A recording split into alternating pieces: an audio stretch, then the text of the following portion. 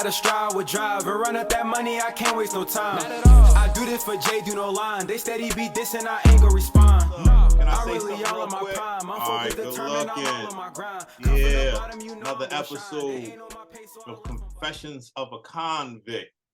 Tell the people your name, where you from, my brother. All right, my name's Mike. I'm from York, Pennsylvania. That's why ain't nobody but York. We just got the peppermint patty. You know, that's what it is. That's all we got. I mean, we got dumbbells. If you can see dumbbells, I mean, they're made from York. But I mean, other than that, man, we got the York peppermint patty, bro. Yeah. I met Maul through incarceration. We were at Housedale together. We started a Bible study, and immediately, like he said, it was a click, and we became family, and that's just how it goes down, you know. Can you just tell us what it was like growing up in York? Yeah, man. So I grew up. So my father left. My father left my mom and I on Christmas Eve. Yeah, I was 5 years old. He left us. Uh, it was rough, man. So he left, and she tried to hold the house down. So it was me and her. I had a sister. She was older, but she went to college at that time. She experienced that time with my father that I didn't get. You know what I mean? So my dad was he was very abusive. He beat I when I to the age of 5, I seen him severely beat her. I seen the verbal. I seen the physical. It was bad. So I mean, at that time, man, I didn't really know what was going on, but he it was crazy. You know what I mean? So he left, and then after that, we she did everything she could. She worked 3 4 jobs, try to keep the house. He did everything he could to take the house and kick us out of it, even though she was the one working. It was messy, man. If you know messy divorces, it was that. You know what I mean? Like, he felt like he was entitled to everything. He wanted to move his girlfriend and her kids in, and he didn't want nothing to do with us. So um that was me and my dad's relationship. It was rough, man, and I didn't really know him. My stepdad came into the picture 2 years later. I didn't want nothing to do with this guy. But man, that's my dad. That was my dad. So I mean, like, it took me 20 years to realize who he was and what he did for the family, and I didn't know that. You know what I mean? So it was like the whole time I didn't want anybody because my dad pushed me away, so I didn't want this guy. You know what I mean? So I'm pushing everybody else out of my life, thinking that it was like that's what we were supposed to do. You know what I mean? So it was rough, man, because you know during our incarceration, it clicked. Like, that's my dad, and that's who was raising me, and that's who was respecting my mother, and that's who I wanted to look up to. You know what I mean? And it took that much time, man, to realize that, because I really pushed him out and treated him like crap, man, the whole time, and it wasn't fair to him. It wasn't fair to him. It wasn't fair to my mom. It wasn't fair to anybody. But we grew up in a fairly, I don't want to say small town. It was a decent sized town. I mean, the school I went to was uh, it was mixed. It was just we had what we had. You know what I mean? It wasn't that small. It was not. We're actually like next to Baltimore. But I mean, we had a bunch of different people there, and it was just what it was. You know what I mean? Like, I grew up trying to find my way in, and I found the crowds that were just like, we decided to rip and growl. The school was cool. I mean, we did. I played a lot of sports. So during the divorce, I played a lot of sports. The attorneys advised my mom that sports was my avenue. They wanted to keep me involved, so I played baseball, I wrestled, I played hockey, I played golf, I played anything you could think of. Like, they had me involved. So my time was pretty busy. They wanted me to keep me active, so to keep my mind off of the things that were going on. Like I said, I even during the divorce, my mom was in the hospital from, like, he beat her up. Like, my dad beat her up during the divorce. He wasn't even in the picture. So he would physically come over to the house, whoop her ass, and then go home. You know what I mean? And the cops literally did nothing about it, because there was, like, they didn't want to get involved. Like, it was sad. It was shitty. It was really horrible situation. You know what I mean? And it just was what it was. Like, I don't even know how to explain it. You know what I mean? Like, but that's what it was. No charges were ever pressed against this man or nothing. Like, he just literally did what he wanted. The question is, how did a person like you, that I deem as a good man, good brother, how did you, end up in a bad situation such as Housedale? I I was trying, like I said, I was trying to find my way to what I wanted to be. You know what I mean? And I started just drinking. I started drinking a lot, and then hanging out with people that I thought were homies and friends, and honestly, we were just doing the same thing, trying to drink and just hang out. And yeah, nobody was like me. You know what I mean? Like, so nobody was like me. Nobody was like everybody wanted to drink and have fun, but then nobody was as wild as I was. So I took everything to the extreme. So if everybody was like, "Hey, we're gonna go," you know, beat somebody up, I took that as literal. You know what I mean? Like, okay, so we're gonna go. We're gonna You get broke today. we're gonna go. We're gonna go do a robbery. I was like, okay, let's go. You know what I mean? Like nobody was like that. You know what I mean? Everybody was, to me. I thought that was, you were supposed to. You said it. You were gonna do it. You know what I mean? Like I meant it. If I said it, I was gonna do it, and I meant it. These guys didn't mean that shit. So I meant it, and I did what I did. You know what I mean? Like if I said, "Hey, we're gonna go do a robbery," we were going to do a robbery. I did multiples. I went to jail for at least 10 of them. So the Wow. seven that there was a good there's a good 10 on my jacket at that point. Time I had one on like a little robbery spree at the age of about 18, and I went to prison 7 days before I turned 19 for four-armed robberies, but it was really 10. I mean, but Right. so what was it like the first time you robbed? Obviously, it made you keep doing it again. What was it about it that you did? Was it an adrenaline rush or? Yeah, it was a rush. It was free money. You know what I mean? Like it was easy, quick, and it was easy to do at that time. Especially in the middle of the night or whatever when you needed money, because we were, like I said, we were drinking, and a lot of times, and I developed a habit, so there was a lot of you know coke usage, and you know what I mean. So during that period, it was easy to go do something, you know what I mean, and get money, come back, and you know what I mean, Especially if you coked up. be the life of the party at that point. Because at that point, a couple $100 was a couple $100. You know what I mean? Didn't matter how much or what you did, or you know what I mean. You just came back with more money. Nobody else had anything, so there, boom, here I am.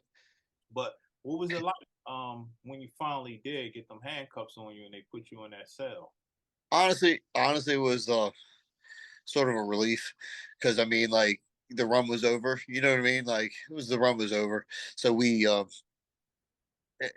is kind of hard carrying all that baggage around. I don't want to say like, but it's continuous, right? And something's got to come to an end, but you don't know how it's going to come to an end. But you want it to come to an end. You don't know how it's going to come to an end. And when it did, it was like, all right, well, all right, so it's over. So now where do we go from here?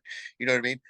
It sucks though, man, because once you get them handcuffs on you, and then you see the look in everybody's faces, and then you see what the pain and damage that you're causing to everybody. You know what I mean? And you don't realize that at the time. You know what I'm saying? And it just, but it's an eye opener. It's an eye opener, not just to your family, your victims. You know what I mean? Like, you don't know, man. You don't realize it until it's done, and you're like, you know, that's who I was, and that's who I don't want to be, and I don't want anybody else to be like that. So. So let's ask you this: coming from York, Mm. PA, small town, what did you feel like when you had to go upstate and you like, I'm from York? What this did you have those type of thoughts like how you would be seen, adjust to? Because it was an unknown world to you. Yeah, I just I was always taught three things. I was taught to stay away from the basketball court, stay away from the gambling table, and stay away from the homosexuals. You know what I mean? So that was the three things I was taught before I went up the way, and that was the three That's things the startup kid. yeah, it's a start. Okay, that was the three things I lived by. So I mean, I stayed away from all that, and I had no drama whatsoever. I actually had, what I mean. I just developed friendships and relationships along the way with like you and multiple others, and I dug deep into my relationship with God too, because I needed to learn to forgive certain people as my father. I needed to learn to grow and move, and how I was going to develop as a man, because I didn't know how to do that. So, because I was a kid myself, man. All this happened. I was what, 24. I don't want to, you're a young man, but at the same time, like, we have that child mentality or the child mindset. So, I never fully developed as a man because I was too busy ripping and growling and doing young kid dumb shit. So, you know. What's like a wild story in jail that you'll never forget this ever happened? All right, so we were walking. I don't. I thought it was me and you. It might not have been me and you. There's a couple of them because house day was pretty lit. But anyway, it could. It was me and somebody walking to the gym, and it was a crowd full of you know how it was when you come from K Block and you walk past the guard shack, and then you're going past F Block, E Block, right? And you're going that way to you're about ready to hit the gym, the school, and then about ready to hit the gym. Anyway, there was a dude right walking right in front of me, and I seen somebody coming this way right towards him, right. And when they got him right here, and you seen his whole jaw hanging, right? And you saw his whole jaw hanging, and you just looked like, oh my god, like, and you just had to keep moving. But his whole and he tried to cup it, you know what I mean, as he was walking. But he had his whole somebody slits his whole face right here, boom, and you just seen it, his whole jaw hanging out. And I'll never forget that image because it was like, holy shit, that just happened right in front of me, right in front of me. So it was like, you know what I mean? And then walk to the gym, and then they locked us down. We had to come back. So I mean, like everything happened, and it was just crazy. What else? What's the other stories? How about when we had that massive lockdown, and they tore us up for no apparent reason? We were walking us around in circles with dogs sniffing us in our drawers for no reason. We had nothing to do with any of the riots going on, and they tore us apart more than they did anybody else. The big riot before um the other big riot. You know what I mean? Like it was in the chow halls when they kept locking the chow halls down because there were so many massive fights between the Bloods and 215, and you know what I mean. The King. It was just at that time, man. It was so crazy. To think about just what we were there for. You know what I mean? And we were just sitting back watching it, but we had to pay the consequences for everybody else's actions, man. Like it was just, but I mean that one story really painted the picture for me about just how close, because I mean, we're so nonchalant. Oh, living in that modular over there. It was so we got so comfortable because none of that was happening. We were just chilling. So and then to walk back onto the blocks into the scene of it, and then to see that like go down like that. It was just so crazy. Like I remember seeing it, just like holy shit, that just happened. Like and he tried to pick his jaw, like he tried to, and then it was just I'm like, Adjustment. Was this coming back to society? Was it a smooth reacclimation? sort of. I mean, there was a lot of I isolated myself a lot. I mean, as far as technology and stuff like that, like I mean, I'm glad they finally brought tablets and stuff into the facilities, but it still didn't do much because there's so much more going on. You know what I mean? But I mean, like as far as like being in crowds and stuff like that. Like my first day at PennDOT, I had to go get my license, and it was just too much for me. The baby's crying, the people sneezing on you. People are very disrespectful compared to the people in jail. They're very disrespectful. They were like standing within 4 inches behind my back. You know what I mean? Coughing on my neck. You know what I mean? Sneezing in my ear. And I'm like, all this shit that doesn't happen in jail. You don't get disrespected like that in jail. I know people think otherwise, but I mean, like, this shit just doesn't happen. You know what I mean? But the people on the street have no care in the world. They don't care, and it makes you think like, do you know I would beat you the fuck up if you were somewhere else? You know what I mean? Like, you know what? It just you know what I'm saying? Like that's just how my mentality is. Because I'm like, you don't have no common courtesy for anybody else but yourself. And what's life like for you now? So man, dude, um, I'm doing right now. Everything's great, man. Like I'm still sober. I got about maybe 12, 15 years in sober. I don't know. I don't keep track. My last drink was I think 2010. So 13 years, right? So my last drink, and I don't smoke cigarettes, I don't smoke weed, I don't do anything. So I realized drinking was my downfall, and that was what led to everything. So without that, I don't do anything. Does that make sense? Honestly, I don't drink. I don't have a sip. I don't have a casual, nothing. So without that, I mean, I'm living a good life. I wake up every day. I go to the gym every day, at least 5 times out of the week. I wake up. I do my fasted cardio. Um, I work. I do HVAC. So I'm a service tech for HVAC. I'm making really, really, really good money, considering coming out of jail and being what we've been through. You know what I mean? So and I'm glad I got to bring the band back together when I got married. I got you. I had Aunt there. I had Ray there. I had, I'm glad all of us came back together. All of my family came back together for us to, enjoy a day together. You know what I mean? Like, actually, it was a couple days because I got to see y'all, and it was cool, man. Like, but right now, man, everything's looking good, man. And I got nobody to thank but God. I don't, because without Him, all things won't be possible. So I mean, like, I'm still, I fall short. You know what I mean? I do. You know what I mean? But at the same time, man, I know, I know where my praise and glory goes to, because without Him, none of this would be possible. It just wouldn't. And without Him, I wouldn't be able to be sober and be the man that I am today.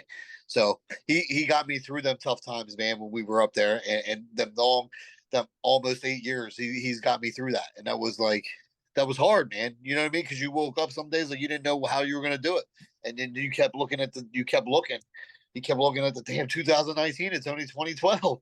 You know what I mean? Like, it's only 2012. What are we gonna do? Like, how are we gonna do this? How? And then, you know what I mean? You just get into that routine, and you keep doing it. You keep grinding, and like I said, man, without Him, all things are possible, and all things are possible right now. So, good marriage, good kids, good relationship, good job, good friendships. You know what I mean? Like, I can't complain, bro. What would you like the people to know about you? I mean, I don't care who you are, man. I don't care who you are. You can do it.